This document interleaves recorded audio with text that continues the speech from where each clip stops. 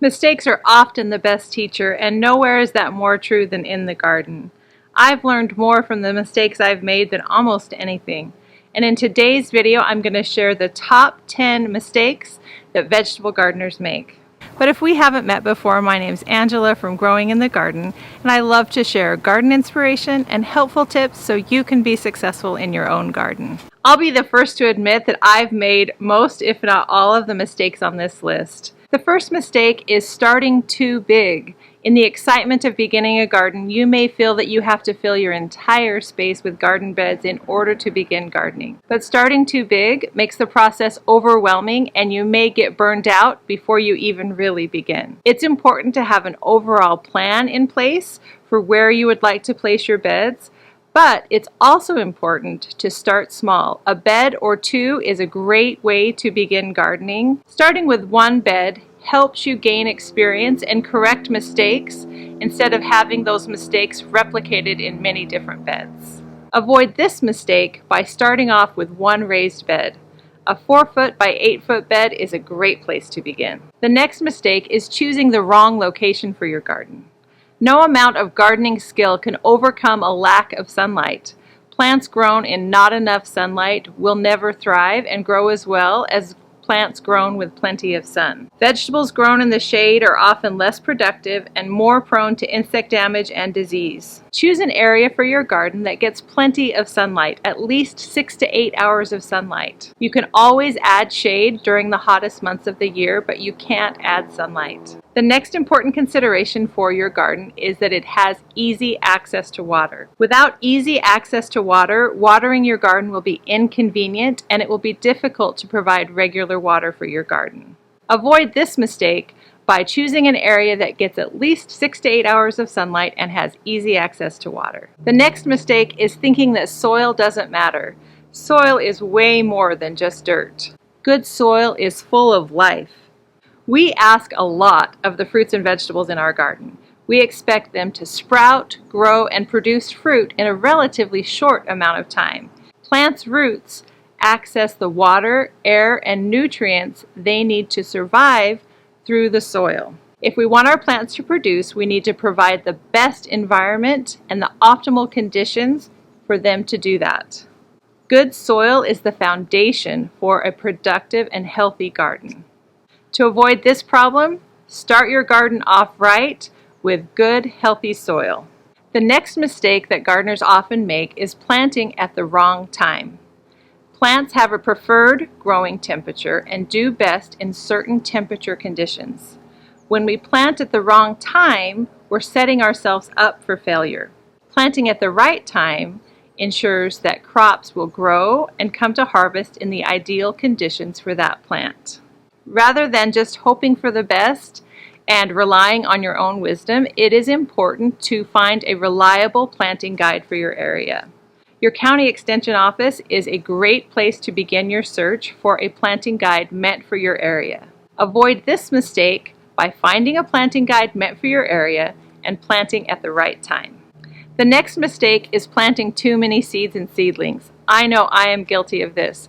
It's too easy to buy a 6-pack or 2 of plants or want to plant an entire seed packet. But overcrowding plants prohibits airflow, blocks sunlight, and promotes pests and diseases. This is the gardening mistake I am guilty of most often. It's so tempting to overplant. Plants look really small and innocent when you put them in. We don't realize that they're going to grow and take up lots more room. It's important to understand the mature size of plants and allow enough room for plants to reach that mature size. The size of the mature plant can often be found on the plant label or the seed packet. Avoid this mistake by following plant spacing guidelines and giving your plants plenty of room to grow to maturity. The next mistake is by far the trickiest one: watering incorrectly. Most problems in the garden can be traced back to incorrect watering. That's why it's so important to learn all you can and try and get this one right. Problems with watering are caused when you water too much or too little. Giving plants shallow, frequent watering rather than nice, deep soakings encourages those roots to stay close to the surface rather than growing nice and deep. Avoid common watering mistakes by learning all you can about watering your garden and making it a practice to water deeply, less often. The next mistake is not mulching your garden. Skipping this last but very important step makes your life a lot harder. Beds that aren't mulched lose moisture more rapidly. Unmulched beds are more prone to weeds and temperature fluctuations. Adding mulch to your garden each season is a simple practice that over time will greatly increase the health of your garden. Adding mulch is a simple way to add organic matter to the soil. Mulching increases beneficial microorganisms and earthworms and also helps prevent soil compaction and erosion. Avoiding this mistake is simple. Add mulch each planting season. The next mistake is not spending time in your garden each day. If you are an infrequent visitor to your garden, small issues with watering, pests, diseases will quickly get out of hand if you're not there to keep an eye on things. On the other hand, when you make it a practice to spend time in your garden each day, you'll notice the little things before they become big problems. To avoid this mistake, simply head out to your garden and enjoy being in your garden each day. The next mistake is being too quick to treat with pesticides and even organic pest controls. Pesticides and organic treatments often kill the good guys and the bad guys, and seeing one bug and reacting by treating often will kill the good guys that will help you out in the garden. You need pollinators and beneficial insects to help maintain a natural balance in your garden's ecosystem.